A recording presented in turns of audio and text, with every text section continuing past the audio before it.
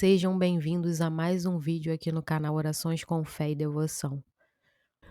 Assunto polêmico vem rodando pelas redes sociais e precisa ser esclarecido. Prestem bastante atenção. Recentemente, Gil Monteiro, cantor muito conhecido, veio a público em live divulgada em seu próprio perfil do Instagram, declarar que é homossexual e que vive casado com um homem há 5 anos. Perguntado se recebia a Santa Comunhão, o cantor declarou: sim, comungo. Utilizou-se da doutrina para se justificar. Sigo o pensamento de São Tomás de Aquino. Resumindo, nessa frase, aqui embaixo, qualquer pessoa a quem as autoridades eclesiásticas, na ignorância dos fatos verdadeiros, impuserem uma exigência que afronte contra a sua consciência limpa, pereça em excomunhão, em vez de violar a sua consciência. Vai aparecer na sua tela no momento em que ele disse este conteúdo. A frase não fala, efetivamente, sobre a licitude de receber a Santa Comunhão, mas fala de alguém que está com consciência erroneamente invencível e que se coloca numa situação em que precise violá-la para não ser excomungado. Entretanto, o argumento não serve para o caso, pois ninguém com consciência invencível pode se declarar como tal, em seu próprio favor. Isso já demonstraria que está de má consciência, ainda mais em assunto tão explícito na Sagrada Escritura, na tradição e no magistério da Santa Igreja. Acerca da Santa Comunhão, a doutrina de São Tomás é clara. Quem quer que receba este sacramento da comunhão em pecado mortal, incorre em sacrilégio como violador do sacramento e, por conseguinte, peca mortalmente, como diz na Suma Teológica. Quanto aos atos sexuais com pessoas do mesmo sexo, ensina São Tomás, existe uma espécie de luxúria na qual há uma razão de torpeza que faz com que o ato venéreo seja mau, porque se opõe à ordem natural do ato venéreo apropriado à espécie humana, como o coito com o sexo indevido, tanto de homem com homem quanto de mulher com mulher, que diz também na Suma Teológica. Dentro da Vai aparecer comunidade aí que eu na sua participava. tela o trecho do Eu fui vídeo que Gil convidado a não Monteiro tocar. Eu explica poderia estar a fazendo situação que lá está qualquer outra vivendo. coisa, mas não tocando, não poderia cantar, enfim.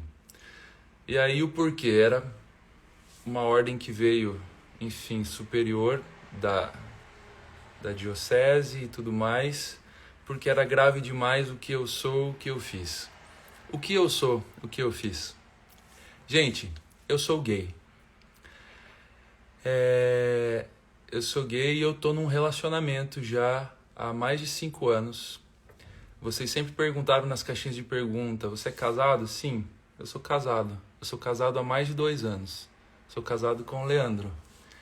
E, e aí, isso dentro de onde eu participava nunca foi um problema. Nunca. E aí, de repente, se tornou um problema. E aí, eu fui convidado a não fazer o evento, não participar do evento. E aquilo me machucou. É bastante lamentável que tais manifestações públicas são destinadas a incentivar o pecado e a normalização. Muitos acabam por considerar tudo prestigioso e acabam por abandonar o esforço por comportar-se segundo as exigências da santidade cristã. Pode uma pessoa com tendências homossexuais ser um bom católico? Cada vez mais em nossa sociedade tornamos-se maior e mais comum o número de pessoas que se declaram sua homossexualidade publicamente. Haveria na Igreja Católica espaço para estas pessoas, uma vez que a Igreja já se posicionou oficialmente contra a prática homossexual? A resposta para esta pergunta é sim. O que a Igreja condena não é a tendência, mas sim a prática homossexual, Qualquer pessoa com tendências homossexuais pode ser não apenas um bom católico, mas também um grande santo, desde que persevere na vida de comunhão e se esforce para seguir a Deus e seus mandamentos. Jesus, como bom pastor, não rejeita a ninguém, assim como não rejeitou a prostituta que veio aos seus pés, arrependida de seus pecados.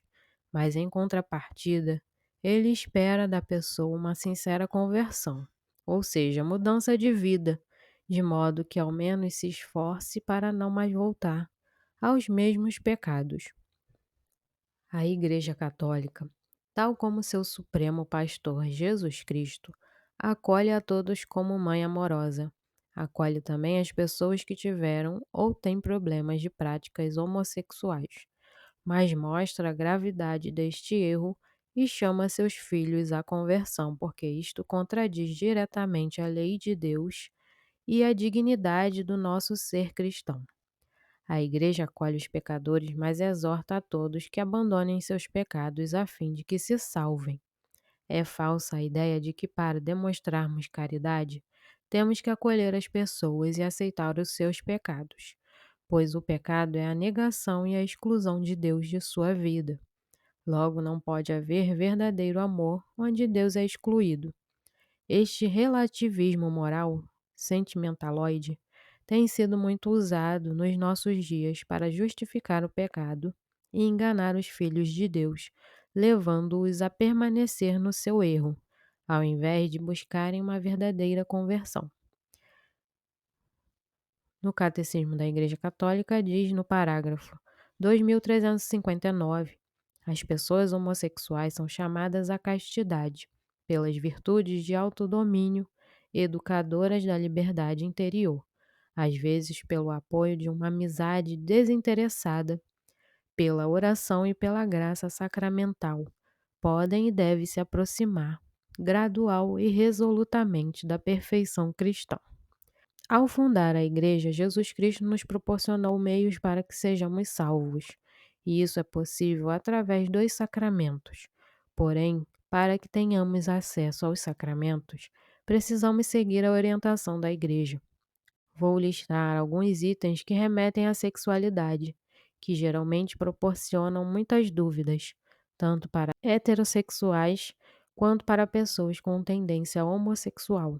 Viver a castidade de acordo com seu estado de vida. Se for celibatário, viver o celibato, ou seja, a abstinência sexual. Se for solteiro, manter a abstinência sexual e esperar a concretização do sacramento do matrimônio.